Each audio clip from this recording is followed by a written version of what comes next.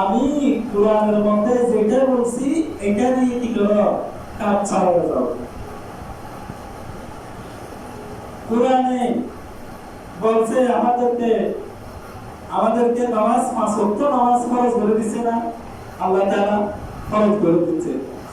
কিন্তু 5 ওয়াক্ত নামাজ ফরজ আমরা 1 ওয়াক্ত পড়ি, না 2 ওয়াক্ত পড়ি, না 3 ওয়াক্ত পড়ি। বেনামাজি সংখ্যা বাড়া, প্রত্যেকটা জায়গায় নামাজের সংখ্যা কম। কেন কম? আমাদের ভিতরে কি নাই? তাকওয়া নাই। আমার কলব তাজা না, আমার কলব মরা জিন্দা না। সেই জন্য আল্লাহর ভয় আমাদের ভিতরে নাই। সেই জন্য আমরা কি করি? 5 ওয়াক্ত নামাজ পড়তে পারি না। আল্লাহ তাআলা এই 5 ওয়াক্ত নামাজে আমাদেরকে ফরজ করে দিয়েছে। 50 ওয়াক্ত নামাজ থেকে 5 ওয়াক্ত নামাজে চলে আসলাম। তাছাড়া এগুলো আদায় করতে পারি না। আমরা কেমন মুসলমান? আমাদের মুসলমানের স্বভাব কি?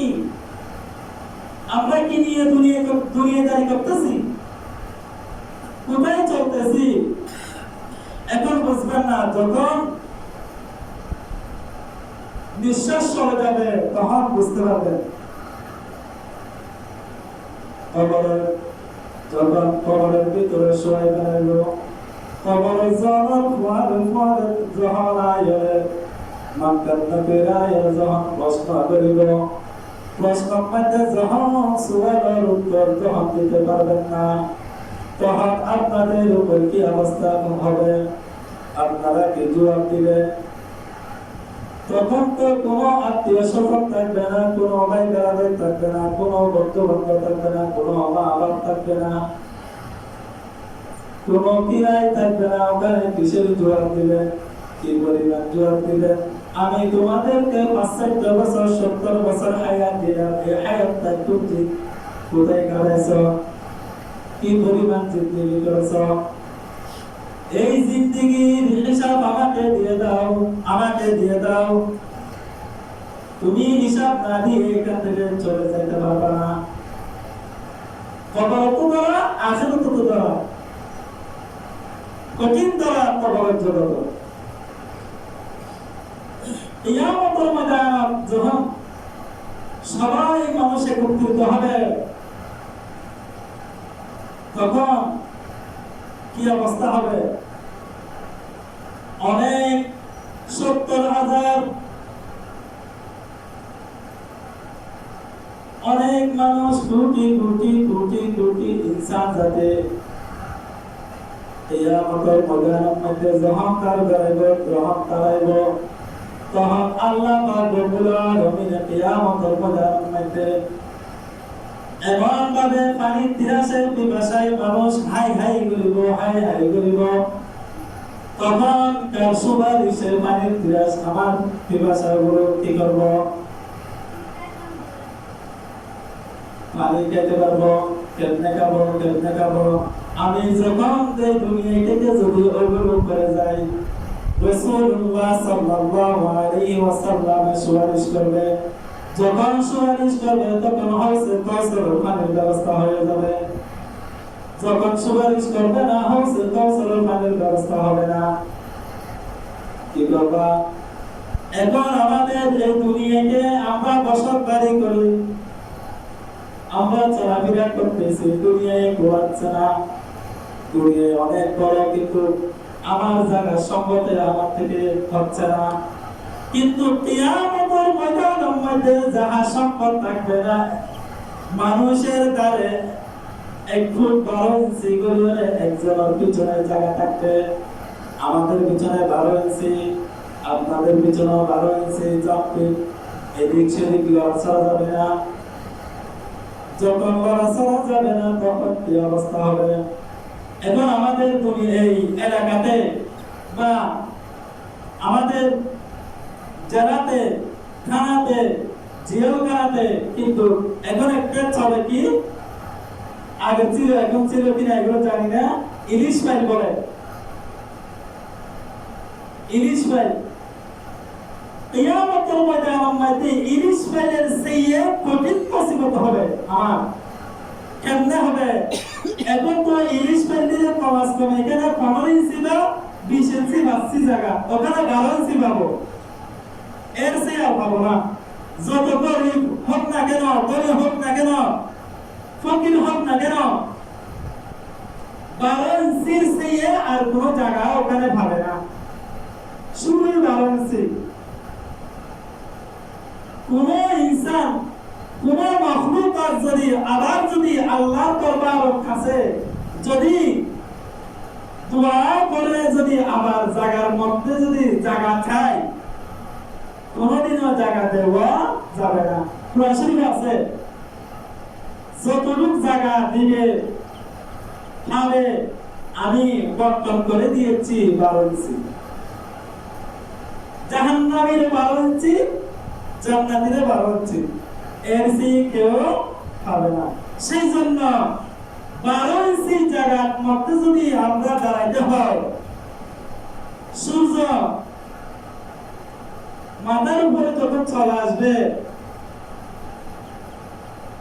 3 ফুট উপরে যখন সূর্য থাকবে এখন 100 ফুট উপরে 200 ফুট উপরে তাপ সহ্য করতে পারি না যখন আমার মাথার উপরে যখন চলে আসবে কেমনে সহ্য করবো এগুলো চিন্তা করতেছে কেমনে সহ্য করবো খেয়াল করবে কিভাবে কিয়ামতের ময়দানের মধ্যে আরশ আজিমের ছায়ার তলে থাকবো আমরা দুনিয়ার ছায়া না আমরা এখানে ছায়ার তলে বসার পরেও ফ্যান দিতে হয় গরমের কারণে আরশ আজিমের মধ্যে কোনো ফ্যান নাই কোনো গরম নাই খেয়াল করতে হবে কিভাবে থাকবো কিভাবে দুনিয়াদারি করে কবরের জগতে চলে যাবো আহমদুল্লাহ মনে রাখবেন সবাই এই মাদ্রাসা যে পরিমাণ এখন অবস্থায় মাদ্রাসা আপনারা খেয়াল রাখবেন আলহামদুলিল্লাহ আলহামদুলিল্লাহ আল্লাহ পাক আপনাদেরকে অনেক কষ্টের বিনিময় আপনারা এই মসজিদ মাদ্রাসারে এতটুকু পর্যন্ত চালাই নিয়েছেন কিন্তু এত সাহস না মসজিদ মাদ্রাসা ছাড়া কঠিন ব্যাপার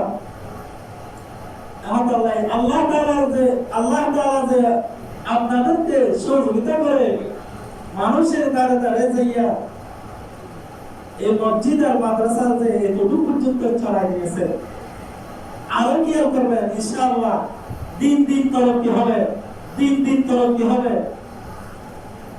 আমরা যদি খেয়াল না করি মসজিদ মাদ্রাসা তরক্কি হয় না মসজিদ মাদ্রাসা চলে কওমি আকীদা মাদ্রাসা চলে জনগণের টাকা দিয়ে বাইরের কোনো অনুদান থাকে না সরকারি কোনো অনুদান থাকে না আপনাদের টাকা দিয়ে গুলো চলতেছে আপনারা টাকাগুলো কামাই করতেছেন কত কষ্ট করে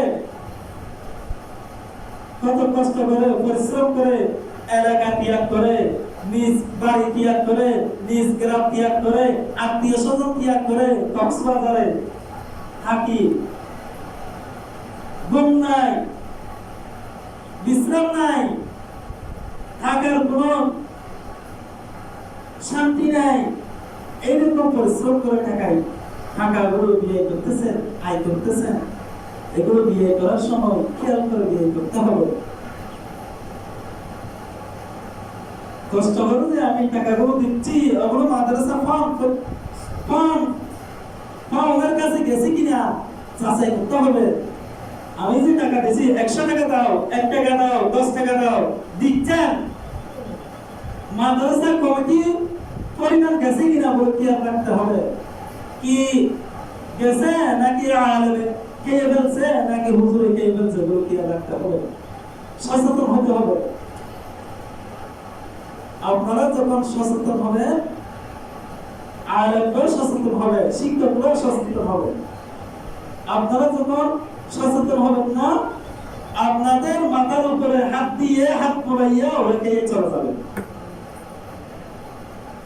এগুলো কি রাখবেন? এখন আল্লাহ তাআলা কয়েকজন হঠাৎ হুমাইয়া আমাদের সামনে এই কয়েকটা কথা যে আমি বললাম, এই কথাগুলো আমল করে